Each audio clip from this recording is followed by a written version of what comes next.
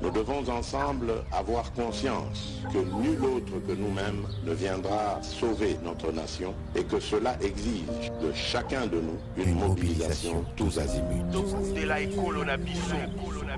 Bana Congo, ekomitango to telema, to simbana na loboko, pe to sala pona ko bundela ekolo na biso, etando mobimba ya ekolo pe kobatela ndelo nyonso ya ekolo na biso.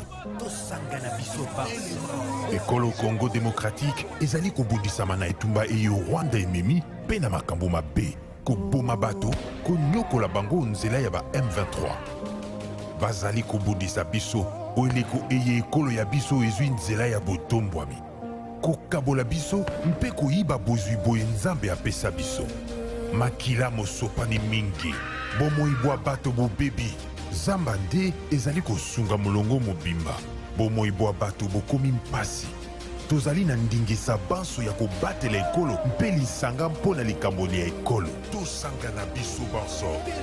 Totia pembeni makambo na biso to pe politiki. Tosanga na tobundisa banguna baye balingi kimia te nde likamboli ya biso banso tozala lisanga.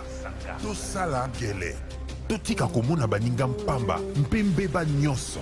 Tolakisa motema mwa kosalisana na bandeko babiso baye bakutani na makama mabitumba. Tosanga na biso banso.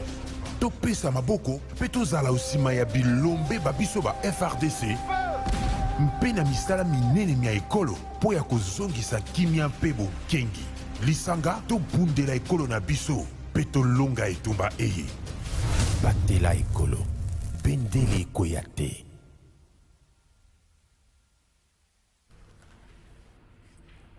Merci. Vendredi 7 avril 2023, Mbote.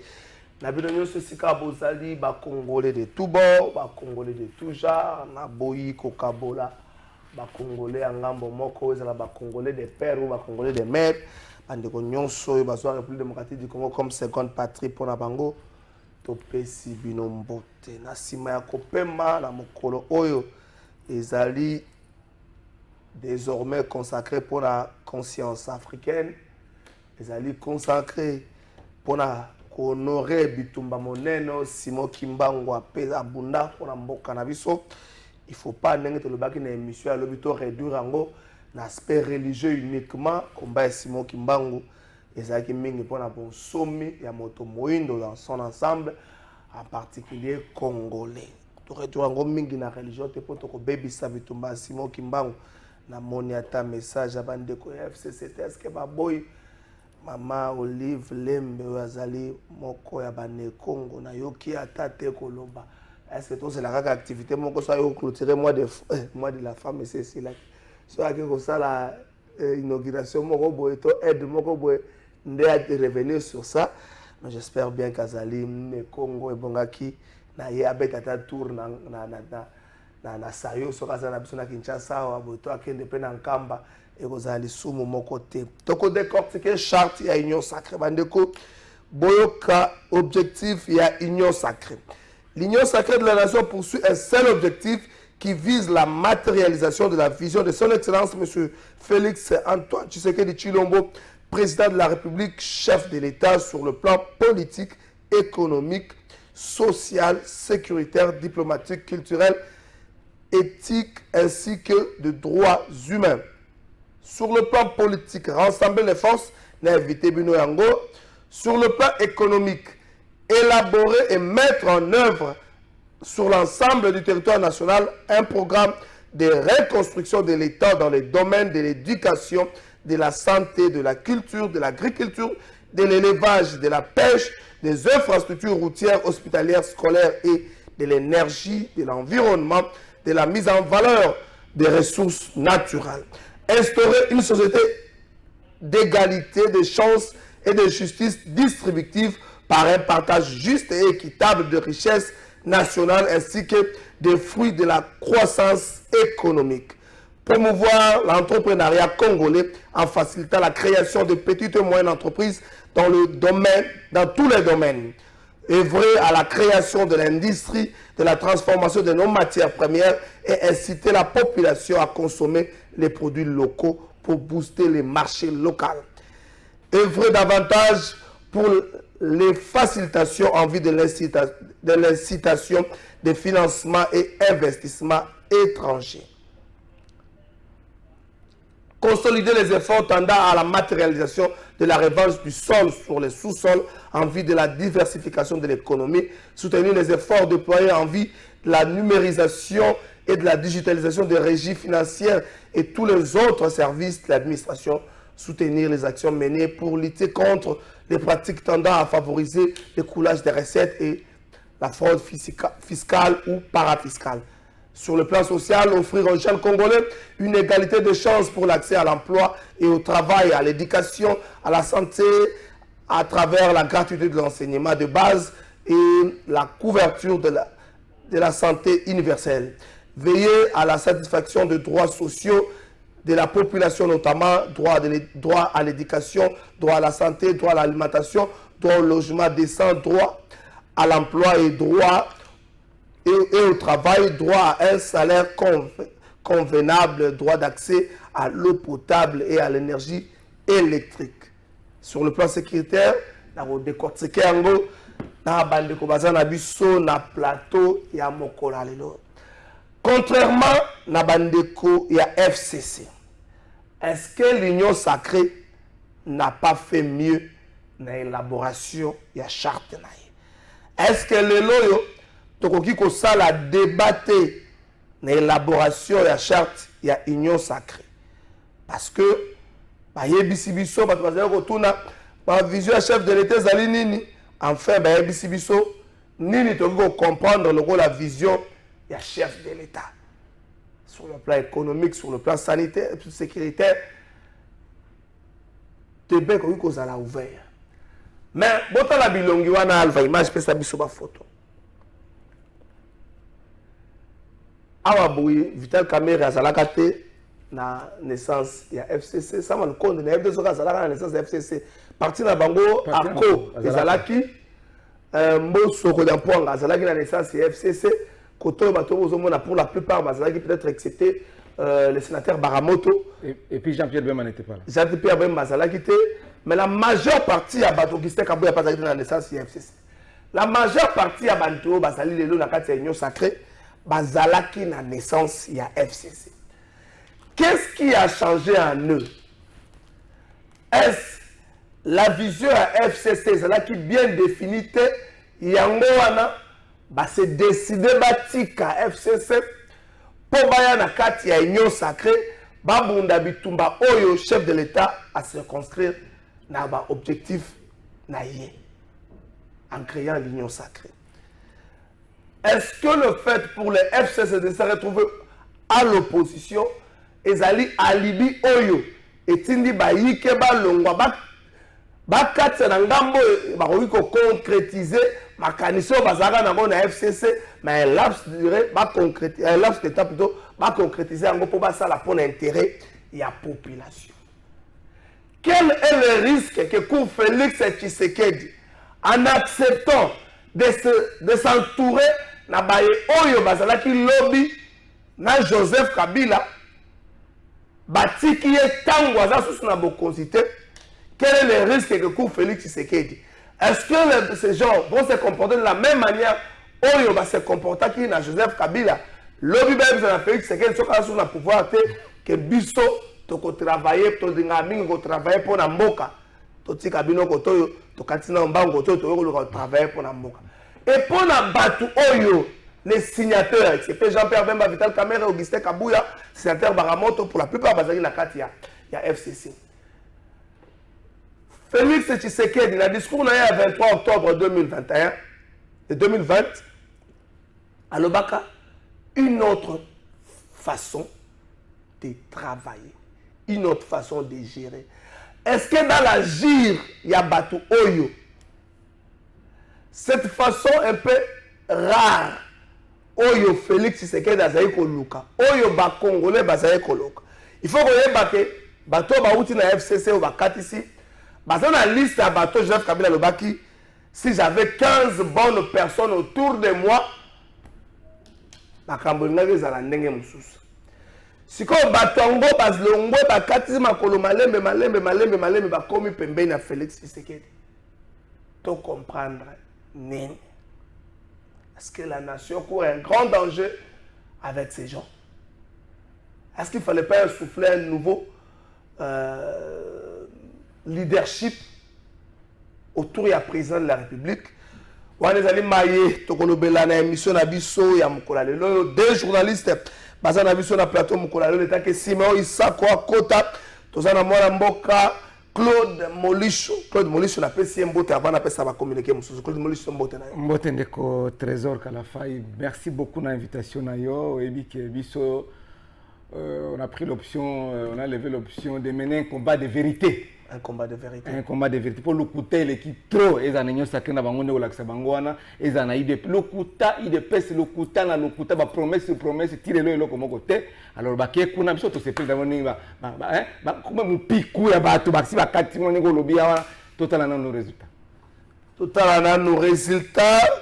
Alva image pesangai communiqué officiel au ya ministère ya EPST signé par le professeur Tony Mwaba natanga yango mamuke. Tous les gens qui vont retrouver Yango, Pesanga Yango, ils parmi Nini Bozaki, Nabozali, Nango, Kune Panabino, photo, merci Alva Image. Communiqué officiel, n'a pas de Makamousou, sous le ministère de l'enseignement primaire, secondaire et technique a le réel plaisir d'informer à tous les enseignants que le gouvernement de la République, soucieux du bien-être des enseignants, poursuit sans désemparer la réalisation de ces engagements tels que repris dans le au protocole d'accord de Bibois signé avec le banc syndicat de l'EPST. À cet effet, outre la mise à jour, la paye du mois d'avril 2023 comprendra les actions ci-après. Le réajustement de la prime de la gratuité à la hauteur de 50 000 francs par enseignant du primaire. Donc, enseignant 50 école primaire, prime à gratuité et matière commune à 50 000 francs. Pour un effectif total de 375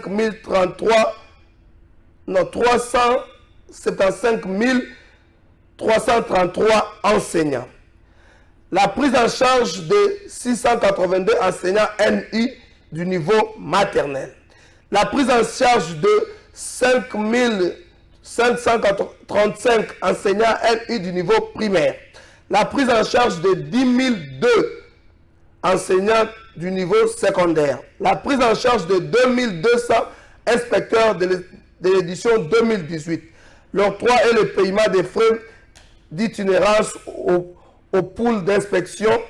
La paie de la transposition des grades au profit de 567,81 enseignants de carrière. Le paiement progressif des allocations de fin de carrière aux enseignants éligibles à la retraite pour un effectif mensuel de 452. Le paiement des frais de fonctionnement au profit de 3542 écoles primaires ayant connu la modification de structure. Le paiement des frais de fonctionnement alloués à 656 bureaux de gestionnaires. Le réajustement de la prime de bourse pour 560 159 enseignants des territoires. Le ministère de l'enseignement primaire, secondaire et technique invite à cette occasion toute la communauté éducationnelle à soutenir les efforts engagés par le président de la République, Félix Tshisekedi Tshilombo, chef de l'État et le gouvernement de la République pour la consolidation et la pérennisation de la gratuité de l'enseignement primaire public d'une part et l'amélioration des conditions des apprentissages et de l'enfant congolais d'autre part. Fait à Kinshasa, professeur Tony Mwaba Kazadi, ministre et à EPC, donc enseignant à l'école primaire, première gratuité maté et comme il a 50 000 francs, prise en charge, makambo belé, makambo malamoye, enseignant, surtout sali pour Bokani Sakape, Olo Bakape, merci na moi mouké oyo. Tozo pesa Alva Image, est-ce qu'on peut proposer biso élément mon côté na choix na yo, le temps que permettre na Simon Isako Kota. Alva Image, est-ce que ce parti l'état au Tarango, Ndeko Claude Molisho, le FCC, Joseph Kabila, qui combattait l'impérialisme, Makambonyon Soana. Merci. Mais awa, mokolo moko zali consacré na bitumba na befonyo so Simon Kimbangu ça bino ta message ta communiquer vos salite. Merci Neko Trésor Kalafa, il faut ba kongomani bala na biso bukebi bonso. Que Joseph Kabila Kabange asali belé pour na mboka, asali belé pour na église kimbangiste, asali belé pour na ba kimbangiste. Olobaki liboso ke no maman Olive azali maman ne Congo mendenge nini amonani te tout ça. Maman Olive azali wana na kati ya Congo central et puis azana kati ya mouvement kimbangisme même si foi na ezali ya catholique. Asi asali pe belé, asi akomi kuna. Oyebi ke ba Congolais ba peut-être ba bosani. Que c'est lorsque Joseph Kabila Kabange était président de la République que jugement condamnant Papa Simon Kimbangu, à l'époque, colonisateur belge. Jusqu'en 2011. Il a été annulé. La cérémonie Salamaki na Mbanzangungu. Na Mbanzangungu, une grande cérémonie, Joseph Kabila Kabange. Et puis Maman Olive, quelques temps après, accueilli dans ce centre d'accueil pour encourager le chef spirituel et Simon Kimbangu. Ce n'est pas pour dire que non, comme il férié, chômé, pour reconnaître le combat Simon Kimbangu, nous reconnaissons le combat de Simon Kimbangu. Et c'est à le loté. Mais nous pour l'aspect journée fériée, chômé payé. Wanande, il faut batailler la malamu. Parce que les musulmans peuvent réclamer, jour baron paka jeûne à Ramadan, les jours à Eid el-Fitr, na bango, bakenda ko sambela tout le monde va tomber sur la salle de martyrs ou bien passer par là. Basengete, basenga, ils ont les locaux, basenga ngo depuis 3 ans. Comme là, chef de l'État, Imam Djouma Zali, on a son accosio que jour on est à la férié, jour il y a l'Aïd, El Fitr. Mais Simon Kimbangu, il est là, réponse quel est et là comment côté. Simon Kimbangu. Alors que Balogo a lobby que le Congo n'a pas une religion d'État, Tozali État laïque. Gouvernement pas comme si Kimbangisme est religion d'État. Non, comme si c'est l'État. Mais comment c'est moi qui m'a autonomie yango? Même ma musulman ba kindimi yango, ba catholique ba kindimi yango. Mais pour na besoin d'équité, bato ba sengi. Parce que le jour où il y a l'Aïd el Fitr, le jour ba musulman ba kenda ko sambla faire Ramadan na bango. Ba mususu ba ka partager entre ba kende ko sambela na ba kende musala. Mususu sambla ba libanais, ba sala ka nini tout ça. Alors, ma sengaki, ils ont mabete ko senga. Mais réponse c'est qu'elle fait jusqu'à présent. Il te lobby vraiment, il faut que l'équilibre paie et zala. Ceux qui botali bato côté yo, botali côté yo. Dédé. Quand un chef promet quelque chose, il doit le réaliser. Donc maloba ya mokonzi. Ezala ka lokola mobeko na bi mobeko mais ezala lokola. Maloba chef d'État. Mais oh ya biso a da Congo, on promesse umeli. Mais salami. Ça fait 2 ans. Et salami. Papa. Débat qui manque ça le bac 2 ans. Pourquoi avoir attendu 2 ans pour signer l'ordonnance? Il fallait qu'à l'Assemblée, à se réunir ou bien en 2 chambres de congrès où ça va examiner la loi. Non, c'était une ordonnance. À signer au lamu qui demande de PSC salami. Il y a un encore pour trouver un normal que au promettre bango que na au salaire il faut attendre encore 2 ans. Pour éviter pour nanini. Pour raison on va passer pour 2 ans. 2 ans quand même c'est belé pas prendre. Promesse. Et salamaki en 2021, en 2023 au même moment, pourquoi avoir attendu 2 ans? Voilà pourquoi dans le lobby, maintenant, tout le lobby m'a union sacrée. Zé toko dans la union sacrée, to kenon na régial vaimaz, proposer biso élément wana comme ça, toko zonga toko dans la makambu union sacrée.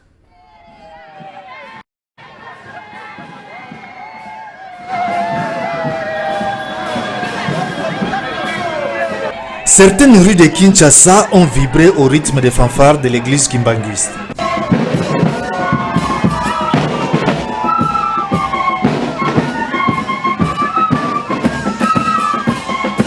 Ces fidèles, rencontrés en Binza Ozone, manifestent leur joie devant la caméra de Congo Web.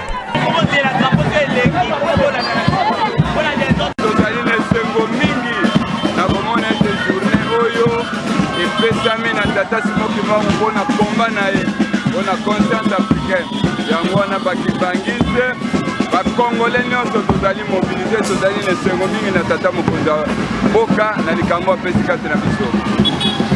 Nasepeli makasi ya président de la république Fatou Edouard na ndenge akanisi koma ya papa Simon Kimbangu. Ça fait déjà 102 ans yango oyo tozofete, donc toza na esengo mingi biso communauté kimbangiste mpe peuple noir mobimba oyo abundaki kaka mpona bakimbangiste te, abundaki mpona peuple noir mobimba azala libre. Cette date n'est pas l'apanage de l'église kimbanguiste, mais plutôt de l'homme noir, affirme cet homme.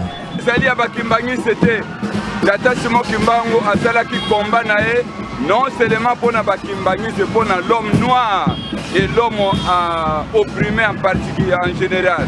ezali mpona bakimbangiste te, mokili mobimba ezali esengo mpona biso baafricain mpe na mokili mobimba na lita tata Simon Kimbangu. ndenge bazomona boyefo base réconcilier bayebaka ya solo papa Simon Kimbangu ayaki mpona bato nyonso ezali mpona bakimbangisi te. Notons que la date du 6 avril symbolise désormais le combat de Simon Kimbangu, une façon pour la République d'honorer ces dignes fils du pays.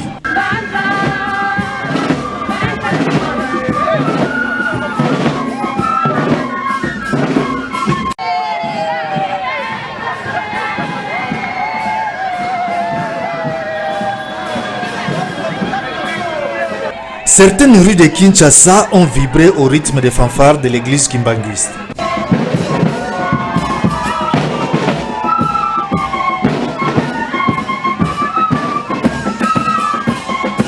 Ces fidèles, rencontrés à Mbinza Ozone, manifestent leur joie devant la caméra de Congo Web.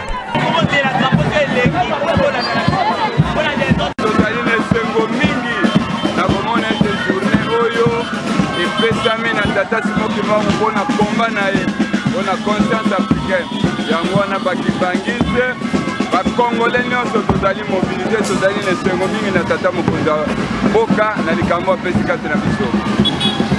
Nasepeli makasi ya président de la république Fatou Edouard na ndenge akanisi koma ya papa Simon Kimbangu. Ça fait déjà 102 ans yango oyo tozofete, donc toza na esengo mingi biso communauté kimbangiste mpe peuple noir mobimba oyo abundaki kaka mpona bakimbangiste te, abundaki mpona peuple noir mobimba azala libre. Cette date n'est pas l'apanage de l'église kimbanguiste, mais plutôt de l'homme noir. Cette cérémonie marque un tournant décisif pour les membres de l'Union sacrée de la nation.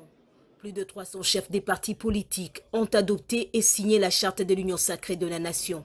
Il s'agit d'un document de 76 articles et 9 chapitres. Cette plateforme politique a pour objectif matérialiser la vision du président de la République, Félix-Antoine Tshisekedi, sur les plans politiques, économiques, social, sécuritaire, diplomatique, culturel et éthique, ainsi que des droits humains.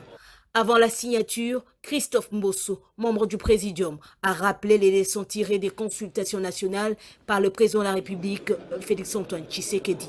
Concrétiser les réformes envisagées, la majorité parlementaire actuelle s'étant effritée, une nouvelle majorité est nécessaire pour l'union sacrée de la nation. Par union sacrée, j'entends une nouvelle conception de la gouvernance basée sur le résultat dans l'intérêt supérieur de la nation. Fin de citation.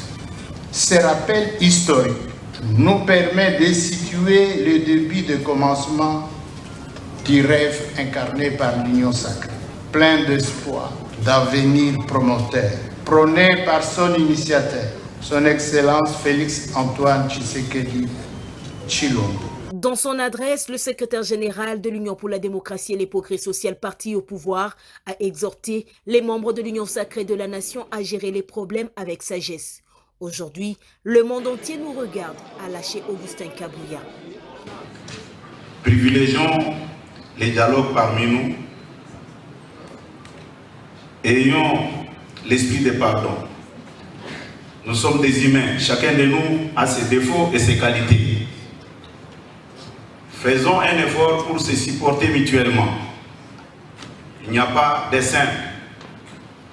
Quand certains veulent rejoindre l'union sacrée, qu'on ne tienne pas les discours, lui c'est un tel. chef de l'État a besoin de... Merci Alva Image, bomoni wana Kimbangu, bomoni wana activité et cérémonie plutôt, il y a adoption, il y a charte, il y a union sacrée. Ndeko Claude Molijo. Je vais te présenter mes excuses na téléspectateurs. Simero Issa qu'on ne sera pas être là, Il y a un petit souci dans Nzela, collision et Transco na véhicule m'aurait bloqué pratiquement Nzela na Willery en entrant par Willery dans côté pas donc sur Nzela wana ndeko ça va mesure doubler en au côté na entrée à Tembe pour qui ma Willery na entrée nango ya palais du peuple de Claude Molicho. Contrairement à Bino na naissance ya FCC bolatisi bato pembe masanga mo ebele dans la chapiteau toujours na Pullman na chapiteau Pullman bolatisi bato pembe mo ambiance mo ebele musique et pas contrairement na Bino baninga na adoption à charte à union sacrée moi oui Claude Salami moi travail des fonds et puis il y a plus de détails dans Katia charte. Monique Bino Moussale Zagi moi que na moi passé. Merci Ndeko Trésor Kalafai. Au Monique Yasikezate na mboko. Otangi ba objectif c'est ma mission na bango. Otangi awa. Avant la côte na ba objectif wana d'abord sur le plan formel. Sur le plan forme Ndeko Kalafai. Il faut ba photo bata ignos ba Congomani ba été FCC et Salami après avoir conçu l'acte constitutif na charte na yango ne ekobima sortie officielle dengo lobi wana bato balata ki pembe toujours na Pullman Hotel mais oya bango oya union sacrée o badolo banga union sucré bah ça le discours depuis 2020 après ça le discours bah lobby consultation tout ça les consultations et puis bah ça le gouvernement union sacré to comme écoute na sama 2 ils avaient sama 1 to comme na sama 2 3 ans après 3e année après ne pas pour sa charte et ngai Claude Molicho je pense que vous oyebi yango na plateau na ba plateau mususu na bana ko ba tongo midi pourquoi ndenge nini mutakola maka na tongo boye apangusi maine elongi à sa déclaration je suis devenu membre de l'union sacrée je quitte le FCC de Joseph Kabila Kabang et je deviens membre de l'union sacrée acte constitutif exact charte exact fiche même d'adhésion. Et puis, ce qui est grave, gravissime de Kokalafai, ezali même professeur Watang Sakabiso, professeur d'université. Au moins, je suis constitutionnaliste, oh, je suis sociologue, oh, je suis nani, tel. Mais à la côté de l'union sacrée, Borozanga Kumbo. À côté de l'union sacrée, a signé ta fiche, ok, attends que Sakabiso n'est pas en au moins, Dengrini, Bazaba abruti.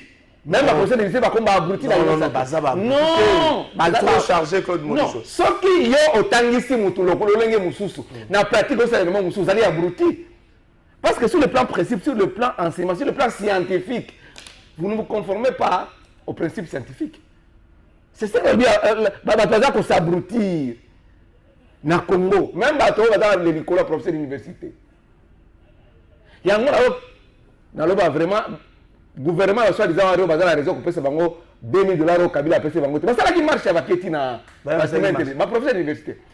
Balati batoje bâtiment intelligent. Est-ce que la professeur est union sacrée?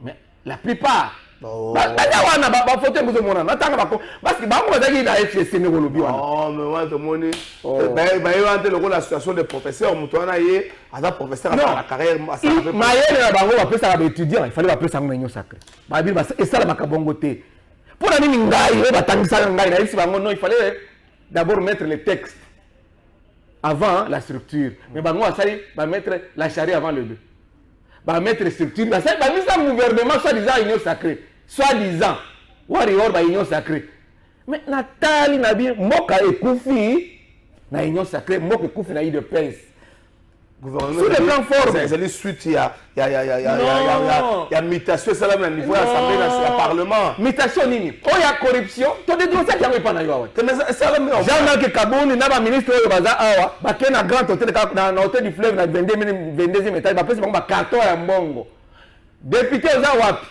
ya ko za $15,000 le mwana FCC kota na union sacrée ba ko za na bero za na kombo charte ezate texte moko ezate qui m'a montré salama avec mais charte comité et comme il est là tout ça le belango mais sur le plan formel je n'entre pas dans les fonds dans la forme parce que tokena ki diversité pambate pour to kolisa maele ezaka pour ko zaka mbongo te ko zaka misala te tokena pour kolisa maele pour eba nini moko etambolaka mais on veut médiocrité à kosakana te IDPS na union sacrée nanu to monité to komona lisusu nanu to monité. Ça, c'est sur le plan forme. Pourquoi avoir attendu 3 ans pour Bibisango? Pour l'élection, pour vous avez échoué dans le mandat d'Abino, échoué dans le mandat d'Abango. Courant exact, à ta émission, tu vas tourner à l'émission. Dans la cité, la Hollande, la rediffusion peut-être à Boutou, à 1h du matin. Il pourrait qu'elle est verte. Maï, parce que dans 2023, vous avez sous le président, vous avez sous le ministre, vous avez sous le président de l'Assemblée nationale de l'unité. Dans le président Sénat, le présidium, le vice-premier ministre, vous a souté. Il y a d'autres personnes. Il ne faut pas y aller. Ce qui va dire qu'il y a malade, j'entre même dans les fonds, parce que nous sommes. Nous avons un enseignement. Ah oui. J'entre même dans les fonds. C'est avant qu'on t'en a fait. Est-ce que contrairement à Bino, l'union sacrée, qu'on soit tant pour la charte, ils étaient les Kanissia. Et c'est une idée venue de quelque part. Au Raïsa Nasema, au Moussa Nasema, non, tout vanda. Yo peux ça ma canisse. Ah, il y a un au secteur de la communication. Moi, je peux ça ma canisse. Clovis, ingénierie. Je peux ça ma canisse. C'était le peux ça ma canisse. De commun accord, tu touché à Yo, tu touché à Clovis, tu touché à l'île, tu touché à Botissé. On est à la ganon, Raïsa Nasema. Non. Raïsa Nasema. Raïsa Nasema, les hommes, on a là, Raïsa Nasema. Non, ce n'est pas comme ça. Papa, même l'association, tout ça, les anciens du collège D, les anciens de Kisantu, les anciens de Kimbelangundu. Mais quand même, tout à l'heure, mon papier, mon quête Robi, non? Chaque fin du mois, il faut cotisation.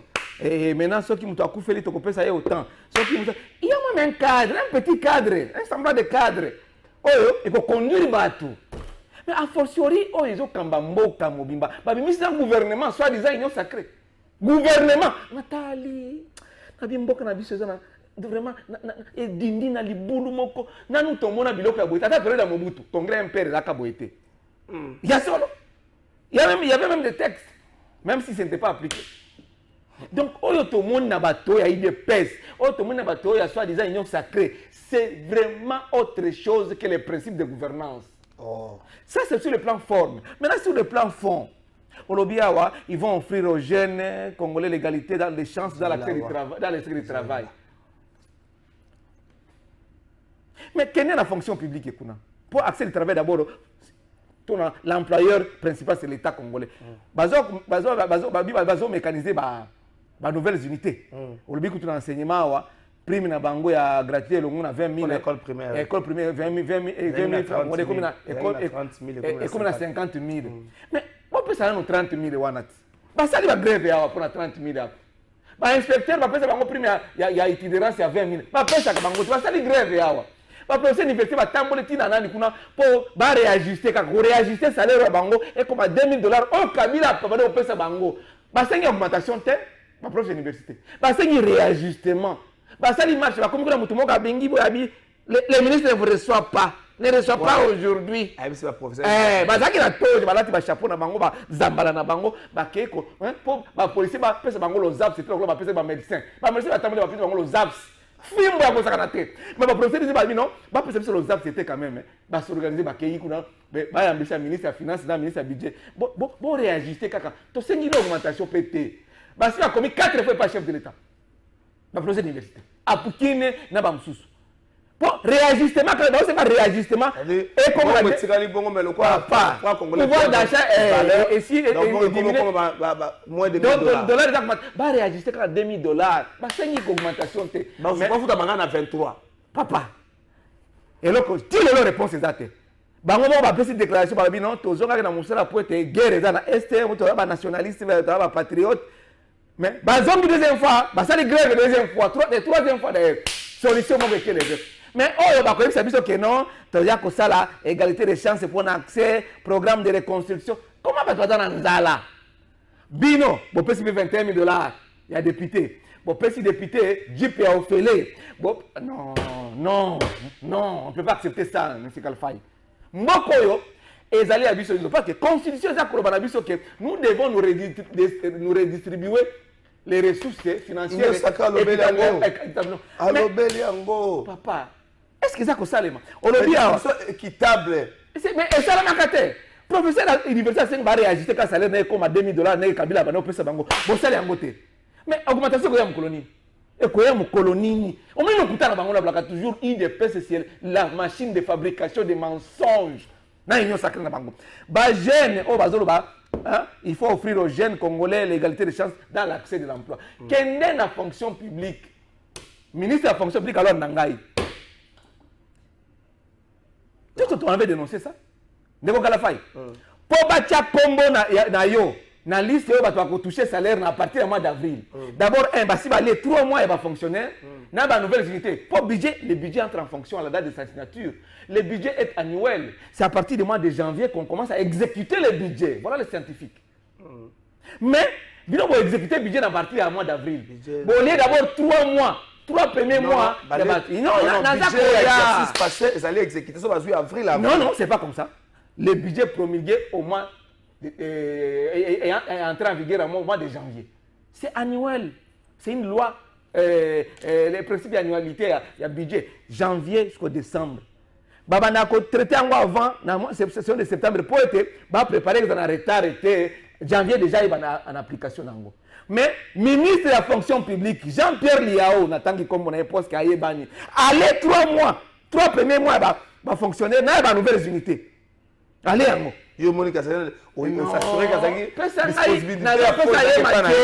On avait dénoncé ça parce que mécanisation à la nouvelle unité bani les lotés et bani revendication bani les lotés de après qu'on lit à 3 premiers mois au bani ko senga batu $100 kuna na bâtiment au babenga place Golgotha nani wana osenga mais ma collaborateur yana ikunati ya ministre $100 pour te batia comme la liste à payer au salaire na mois d'avril.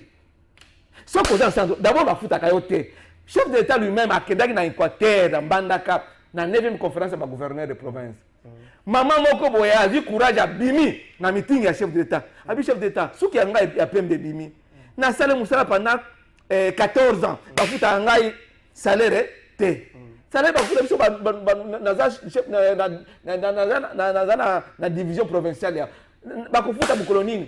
Chef d'État a dit ngana a répondre à la question na té abengi ministre de la fonction publique Jean-Pierre Liao na tangi lisusu pesa réponse na mama oyo alobaki nini to ko mécaniser bango janvier yango eza koya to ko mécaniser bango budget eza ko salama to ko mécaniser bango na bali janvier yango eleki rien février eleki rien mois de mars eleki yo ça serait que maman en avril a kozambongo na été papa mais est-ce $100 maman pour accompagner votre fonction publique kuna parce qu'il faut $100 azako za mbandaka po alonga mbandaka na Kinshasa alonga na Kinshasa azwa transport ya esprit de vie ou ça te transco akoma na fonction publique aluka mutu akopesa $100 po batia koma na fonction publique et ça musala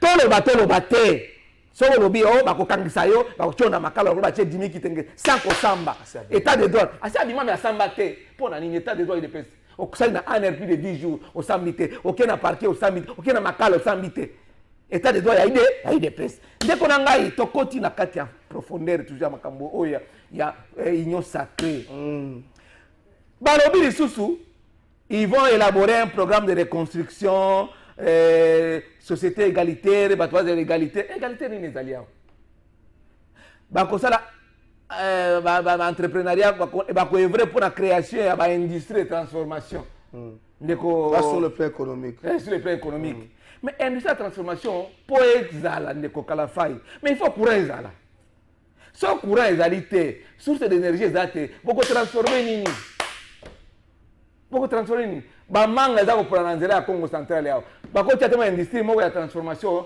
et produire biso ba jus. Ba jus. Mais bino ko sala yango te point. Non papa. Biso to bane ko sala yango. Kabila koteki ni deux. Yoka. Joseph Kabila Kabange le rais. Msaada kutoka juu. Ndeko Kalafai. Atali que non tozana ma déficit ya fourniture ya courant électrique. Ba congolais ba nangana bokebi bonzo. Joseph Kabila Kabange a construire, c'est-à-dire ko réhabiliter pour construire Zongo 2. Olaninga Zongo 2 ba inaugurer yango. Na Congo central ezali awo. Ezali histoire te, ezali cinéma te. Zongo 2, c'est Kabila qui a construit Zongo 2. Kabila lobi to construire pour réhabiliter barrage ya Kakobola. Na bando ndio kwa alimenter qui quitte qui diofa dans les environs partout par là.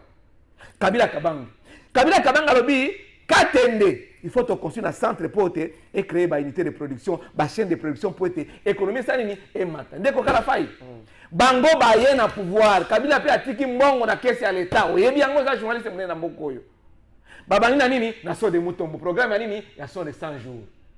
Programme à 100 jours. Mbongo, près de 500 millions. Parce que par exemple, la France a payé 39 millions, l'Union européenne a payé 100 millions, le Fonds monétaire a payé 120 millions. Mais Bango va dilapider près de 500 millions. Il y a dollars américains. Il est PCO dans le pouvoir. 500 millions. Sambla, il y a procès. Sambla, il y a procès. Fumée blanche et demi. Nous sommes condamnés à ça. Moi, je peux dire que c'est l'État. Non. Mboka ekufa na IDPS. Mboka ekufa. Non. Na ba condamné bango ba blanchir bango ba ko ba ministre nzambe na ngai. Nathalie ba bino mboka ekufa na IDPS. Est-ce que pas Kabila peut ba grève? Non. Pas Kabila ba grève. Le problème à Kabila c'est à l'époque c'est un homme de parole. Kabila so kati mon koloto ne loko ko pesa yango. Mais bango promesse c'était promesse sur promesse, promesse sur promesse, promesse sur promesse, promesse sur promesse. On dit madame, c'est une sacrée. Et ça n'est pas promesse. Mais à la fin mandat, Bajene ba isa qui fait dans les papes on a naniké. Félix Oyebala mandat et Sili. Dans stade de martyr. Mais si on constate la nini totika na 6 mois. D'abord 6 mois tout on doit convoquer les corps électoraux au mois de septembre. Élection en décembre. Et nous sommes lobby faciliter les finances publiques, diversifier l'économie nationale, donner la chance aux jeunes. Il y a besoin de tangi wana. Et tout ça en colonie.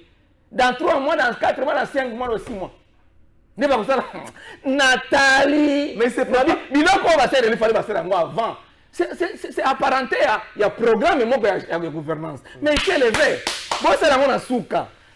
Beaucoup tricher dans l'élection parce que maintenant bino ndeko trahir bino. Vous avez lamentablement échoué. Na mandat na bino. Ils ont échoué.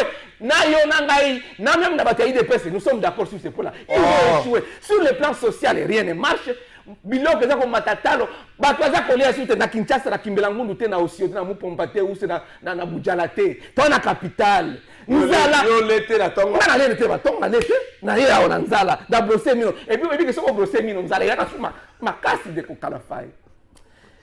Bato ba inde ko boma moko yo, bato ba kufa ya kotel. O moni garçon moko il y a 3-4 jours akufa ya kotel ma. On a dit que vous informé. Non, akufa ya kotel. Donc a ok ne boyembala moko il s'écroule comme ça.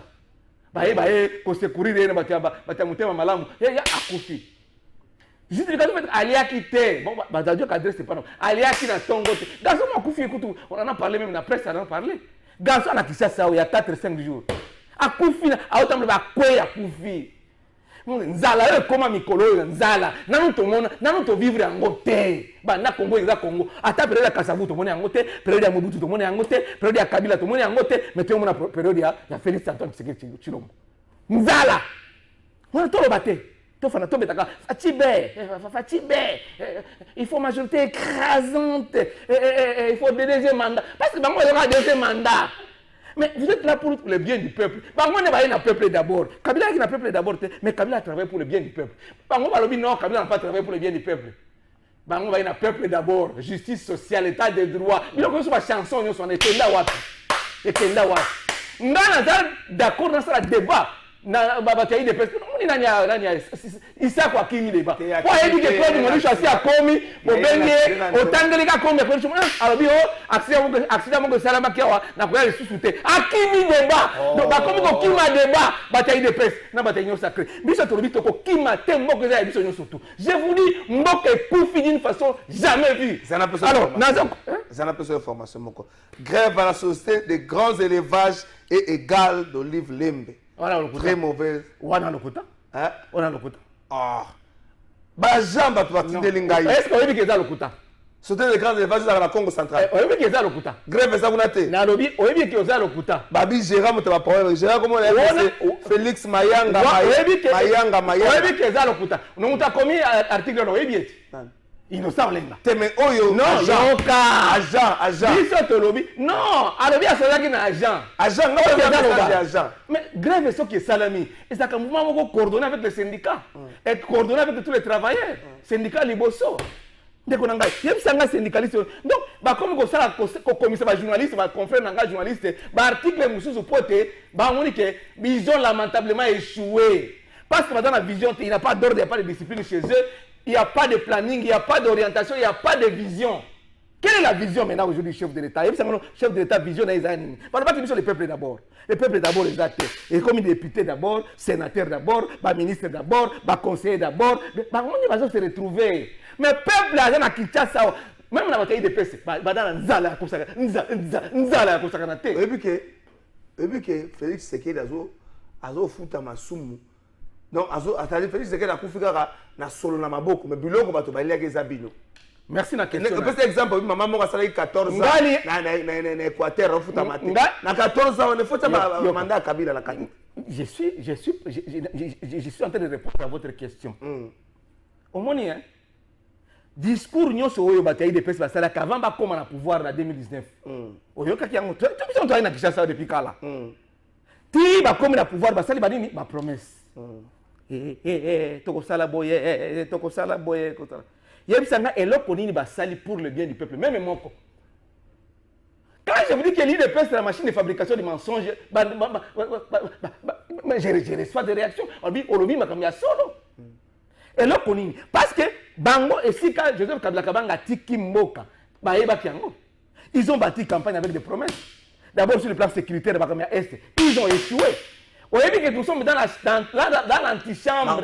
Dans l'antichambre, il y a balkanisation. Ils ont hérité de votre bilan. Mais ils ont dit quoi? Ceux qui n'assistent à guerre, je ne me sens pas comme un chef de l'État. Ceux qui n'assistent à guerre, après qu'ils s'installer pour nous mandat ici, le papa. Mandat ici, nous sommes en tout comme la cinquième année en Goye. Constitution, il faut, sur ce point-là, on ne peut pas accepter. Nous devons respecter la Constitution. Le mandat, c'est 5 ans. Même si on lui donne la possibilité de briguer notre mandat. Mais avec un zala, avec une sécurité. Les chefs d'État restent en fonction jusqu'à l'installation du nouveau président élu. Mais oui, esprit. Pour les élections 2023. En décembre, mais il y a la possibilité de... Mais à il faut faire un gouvernement d'union nationale. Mais si Koyo, ce qui va faire le gouvernement, on a. Le gouvernement est union nationale, le gouvernement est large consensus. Appelons cela comme on veut. Le gouvernement de large consensus ou union nationale, ce n'est pas machin. Mais toi, on va côté le gouvernement. On dossier échec, il y a des pèses. Échec. Tu sais que le gouvernement, il y a Kabila qui a organisé l'élection sans demander aide extérieure. Mais on va faire une aide extérieure pour l'élection. Oui, bien. Kabila a proposé qu'il y ait un bon Mon a sonné à organiser l'élection. La présidentielle, les législatives nationales. Il y a une réforme interne. Quelle réforme interne? Il y avait des recettes ici. Et surtout que Kabila a tiré le code minier. Nous sommes dans le DGI, c'est Kabila qui a laissé ça. Mais il dépêche à condimenter que Kabila a salé Kabila qui a laissé les codes miniers. Les recettes pour la Kabila. Les raïs Kabila Kabanga Moussaïda Motoka Djou. Mais par contre, il va condimenter pété. Au moins, mauvaise foi à battu. Condimenter la moutouté. Et puis, vous voyez, mbongo boza kozwa pe va fonctionner ba moni yango te enseignant bamoni yango te professeur d'université bango bakise bango 130 bakomi na 50 000 balongo na 30 000 nani batouche yango pete na avril non voilà balobi na avril balobi na avril avril non ekomi na suka te po muto azwa le foot na oyebi que même mois de mars bafuta mina te mois de mars kaka bafuta ti lelo toi soki le 40e soki le 7 papa ministre oyo ya EPST mutu mususu ya IDPS wana machine de fabrication de mensonges. Comment ça? Il y a EPST. Oh, tika. Mais yo prime oyo ya gratuité, ils ont 20 000 francs congolais. Mais au foot il y a un autre bateau, ça dit ba grève pour na yango. On promet à promettre bango les sous ndeko kala. La nanga na bokebi bonso, ba kongomani bona nanga na bokebi bonso. Bon promettre bango sous 50 000 pendant que 20 000 bozo peut se bango péter. 20 au PS bango va sali grève mais au promettre bango 50 000 libération bon ça président ministre mais c'est ça mais ce qu'on a bon te ko promettre mutu eza tata moi sina yo ebi que non makoki na e ko kokate au somble wax au promettre wax azeli suka sanza wax ezate 2 mois wax ezate 3 mois 4 5 6 mois wax ezate akozwa yo nani moi mon père m'a enseigné ceci que ce qu'on a ça na mokonzi si vous êtes conseiller ou collaborateur d'un chef. Il ne faut pas faire prendre à un chef une décision qui ne sera jamais d'application. Et qu'on diminue l'autorité. Il y a des personnes qui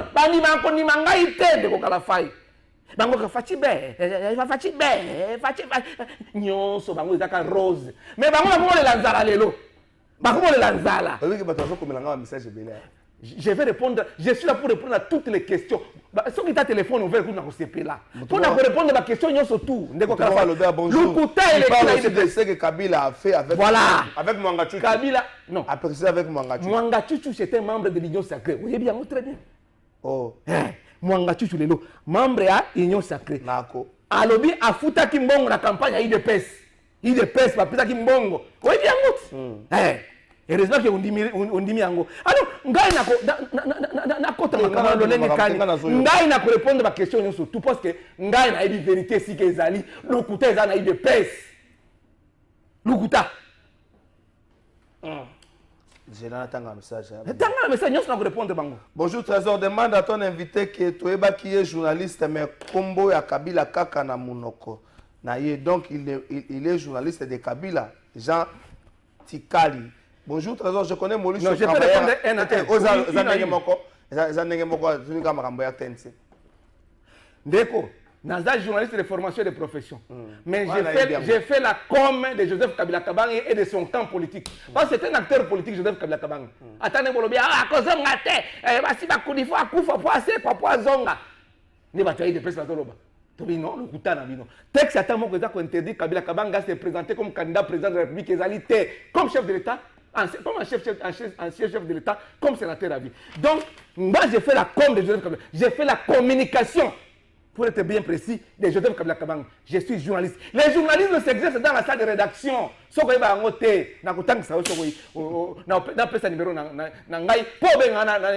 Parce qu'il faut répondre à ma question. Bonjour Trésor, ton invité parle de l'union sacrée en mal, mais il est là, il est moko azalaka na ba cabinet ya gouvernement, ya union sacrée. Cabinet ni nazana union sacrée. Pona nini sikoyo azosala kuna na ebiye bien de kokala fai. Voilà. Yeb sangai ministre ni ya union sacrée oyo nazana cabinet na ye oyo afuta ngai ou bien ministre ni. Quand je vous dis que l'IDP c'est la machine de fabrication de mensonges, moi je suis dans un cabinet il y a union sacrée. Même pas vice-ministre, ni ministre, ni premier ministre, ni chef de l'État, n'a pas cabinet tant de mon côté. Cabinet ni n'engai. Le couteau n'a bino. Lelo n'a pas bino. Vous posez ma question surtout, n'a pas répondre parce que vous avez le couteau. Ndeko Trésor, tout na ndeko wana lelo toko kipe kotanga kombo ya Kabila na mboka oyo. Oyo batu ya union sacrée bazali lokola batu ya FCC oyo bango ba bandaka kosala Kabila oboma ba société nyonso ya l'État. Question na lobby batu ya FCC bakomi batu ya union sacrée bazali lokola batu ya FCC. Bon, voilà une appréciation na ye. Mais ce qui a tout ngai, je peux être d'avis parce que ces gens-là vont aller là-bas pour embrayer la situation. Bah vous savez le comment côté. Au moins mutu lokola kinki wa mulumba professeur na pesa nga kuria na deuxième graduat na ici à l'époque. Alobi Kabila totondi yote.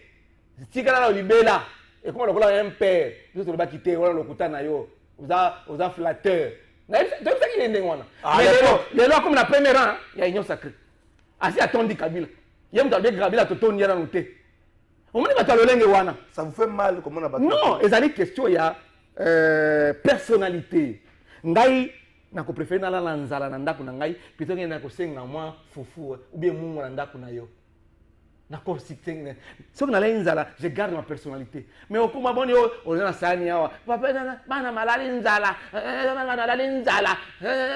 nzala on ko perdre autorité personnalité na yo mutu honneur ça ne s'achète pas et ça lokola na ibi montre na yo ndeko kalafai oui na ibi montre na yo te je donne un exemple na ibi montre na yo obungisi montre na yo. Et après, on a dit, ah, tu as dit qu'on a Claude Molisho, montre na ngai bungi, c'est Claude Molisho on a dit montre na ngai. Et après, on a trouvé montre na yo, on a sac na yo, on a dit na kati ya sac na si ya sac. Mais c'est quoi personnalité, honneur na yo ya ngai, on qualifie ngai déjà mouibi ya montre. Et qu'on que ça on nini. Donc, nous on a été enseigné comme ça depuis le bas âge avec notre papa que personnalité à Moutou, il faut la créer. Yo moko ni pesa yango kilo na yo moko. Sinon, tu es au cause la papier moko. Yango bato nso adaki kuna otarisi bango kuna bato ya bataki na FCC bakekuna kuna bango nyoso wana omona premier là na bango nso adaki bato ya FCC général baramota kana FCC ah peut-être rien bango nyoso to ba tundu banani tout ça bango twana batonda Kabila te lelo batondi Kabila mais bato bazaka ta fonction moko période bango bazaka fonction belé bango bazaka ta fonction moko ya même ya bourgmestre c'est pas à la période ya Kabila bazaki chef de l'état mais tozana Kabila tozo communiquer pour la Kabila tozo soutenir Joseph Kabila Kabam omoni personnalité à mutu.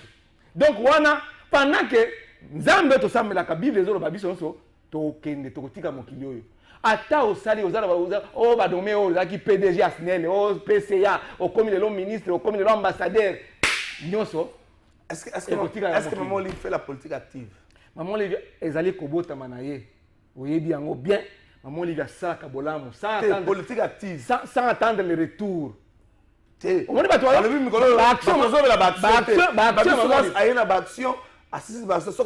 micro, elle tire à boulot rouge dans le pouvoir. Parce qu'elle a constaté que les gens ont été induits en erreur. Les Congolais ont été induits en erreur. Dans le discours de l'IDPS. Mais je vous dis, c'est le même cas que maintenant dans la quand je dis que l'IDPS est la machine de fabrication de mensonges, c'est parce qu'ils ont trompé l'opinion que Kabila c'est Satan, Kabila c'est le diable, Bangonde Bazaba saint. Mais les gens ont le pouvoir. 4 ans aussi, l'équipe, tu comme la 5e année. Et Kalafai, na tout ni motuna, peut-être c'est pas à moi de vous poser des questions ici sur ce plateau. Quelle est cette action OIDP en faveur du peuple? Oyo sali, même gratuité, quelle est? Exact, gratuité, exact. Ram, Ram, bah il mongo ba congolais, ba kata téléphone, ba Ram, bah il ba mongo ba congolais. Mais ezonga kakate. Ministre pe awa azaki mongo ya Ram, ba zongi na gouvernement sama 1, na gouvernement sama 2, azaki. Na sama 3 pe akozala. Parce que là m'ta IDPS. Sama 3. Ah, Nathalie, na bi moke kufa. Et monsieur Sil. Un dernier mot. Et monsieur Sil, vous allez 1 heure du temps à plateau. 1 heure d'état. To clôturer. Au moment que vous voyez le bataille, gouvernement peut sortir ça la vous ça pour tel moment. Ngai na zo mona awa. D'ailleurs, il était question même chef d'État a nommé à Mataï IDPS c'est kaka bango na bango. Pas IDPS azana batu. Il y a même des professeurs de l'université na kati ya IDPS c'est bazali hein. Mais ba nommé bango te. Ba ki kuza batoyo. Sinon yo na communique ki ba yote. Akime monsieur Silite. Monsieur Silite. Asali stratégie. Pour Akima. Mais il fallait même nommer à Mataï IDPS que ba kuza batoyo. Basi batonda na mongo période ya Mobutu mutu moko azaki pire mobutiste akomi pire kabiliste akomi pire tshisekediste puisque même batoyi IDPS mais nakamwe bon pesa ngo ba Nathalie Mboka ekufa si mais avec cette attitude là est-ce que nous pouvons décoller ce pays peut aller de l'avant? L'homme est appelé à changer. L'homme est appelé à changer. Bon mais Félix Tshisekedi a déjà échoué lamentablement dans mandat na ye. Merci Claude Molisho, émission Alele Sili to Sugi semaine Alva Image, merci Nayo, Clovis Odinga, merci Francis Béa. Francis Béa lobi ujana na posa ko relier lemba na ngaba. Moi mon boulot ça moi mingi, nous espérons bien que le nouveau patron de la police puis professeur Kinshasa ko veille na ngovo. Alva Image pesanga anniversaire ya mwana ma fille Christina Mosimbi a 5 ans. Alva Image, Nazozela. Christina Mosimbi à 5 ans. 5 ans, ils allaient belé. Kokota Siko, Kolongona Molima maternelle. Kokota, ici, comme Mikolo Basalaka. Christina Mosimbia, 5 ans, bon anniversaire, Nayo bébé. La fille de papa Benjamin Mosimbia et Saskia Mbele. Christina Mosimbia, 5 ans. Kola na se à ma papou Yankolum. Tout ce qui ça anniversaire, na. Bon anniversaire, na David. Merci Alva Image. Tout ce qui ça na yango. Bato balanda kabiso. Tout c'est pelisa bango. Photo, juste après ces photos de. Ah, Jus Bongeli. Bon anniversaire à David Kabeya. David Kabeya, bon anniversaire Nayo. Le fils de sa maman, bon anniversaire Nayo. David Mwanda Kabeya, bon anniversaire Nayo. Et monsieur Sili, bon mon a Simeon pour vous constater que Simeon a Kimaki. Bon mon a Simeon yaka Nayo, ça n'ango direct. Quand on a constaté que Kimaki yaka Nayo. Mais ayeka na monsieur Sili. Micro, mais bon Simeon yo, Alva Simeon yo. Pour comprendre Simeon, ça on le bureau yaka Nango. La Kimaki te, la Kimaki te. Et quand yaka Nango ngaza micro, le bana. On a connaître le problème sérieux et embouteillage. La banda au Tambola na niveau ya Sendoué. Camion moka si ne eux ça de sonanga et connaît Trasco.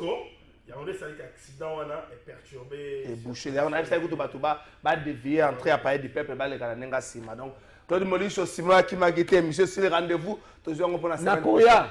Pour on a toujours eu des pestes la machine de fabrication de mensonges. Parce que quand ça va congolais va fondre déjà mis sur va que vérité dans côté yo. Merci bon début de week-end Nabino.